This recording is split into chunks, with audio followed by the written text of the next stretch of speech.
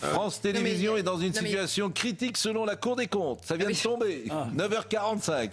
France Télévisions est dans une situation critique selon la Cour des comptes. Et c'est sûr qu'au prix où ils facturent leurs émissions... Alors forcément, ça donne le sourire à Pascal Praud. Mais qu'est-ce qu'il en est exactement? C'est un rapport de la Cour des comptes sur France Télévisions qui a été publié ce mardi. Et il pointe une situation financière lourdement dégradée. La Cour réclame à l'entreprise publique dirigée par Delphine Ernotte des réformes structurelles sans délai. En gros, les magistrats demandent d'agir rapidement sur les dépenses, que ce soit les salaires, le fonctionnement et les investissements qui pour eux dépassent trop les ressources qu'ils peuvent disposer. Et la Cour des comptes ne pointe pas forcément la responsabilité de la présidente, mais note surtout qu'il n'y a plus de feuille de route claire fixée par l'État depuis 2023, ce qui montre un manque d'organisation et de pilotage de la part du gouvernement. Et donc, la Cour préconise des mesures lourdes, comme une nouvelle trajectoire financière réaliste avec un cadre fixé par l'État, mais surtout renégocier l'accord social qui régit les conditions de travail des salariés. Si elle reconnaît que les finances sont dans le rouge,